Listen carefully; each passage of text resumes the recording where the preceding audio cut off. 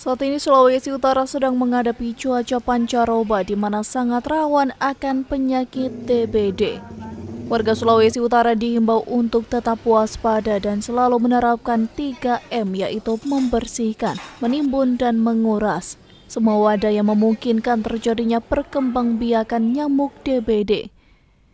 Puskesmas Bahu sejak Januari 2023 ini telah menangani sebanyak 19 kasus DBD yang mencakupi sejumlah 15 kelurahan yang ada di Kecamatan Bahu dan sebagian Kecamatan Malalayang.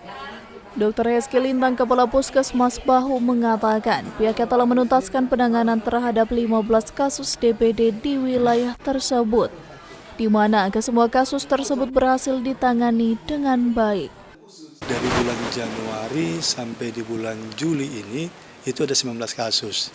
Terakhir 3 kasus yang ada di bulan Juli yang sudah dilaporkan kepada kami dan kami tindak lanjuti dengan pemberian informasi kepada keluarga yang terkena kasus DBD lewat kegiatan 3M.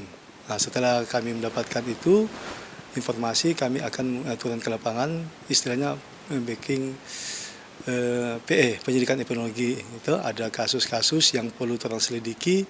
Kalau memang orang bikin penyidikan epidemiologi ada ditemukan jentik di wilayah situ, maka orang harus lakukan penyemprotan. Ditambahkan juga pihak Puskesmas Bahu terus memantau perkembangan kasus DBD di wilayahnya dengan melakukan fogging atau penyemprotan nyamuk. Namun warga juga dihimbau untuk tetap waspada dan mempraktekkan 3M untuk mencegah adanya jentik nyamuk DBD. Hizkia Warengkeran melaporkan untuk Kawanua TV.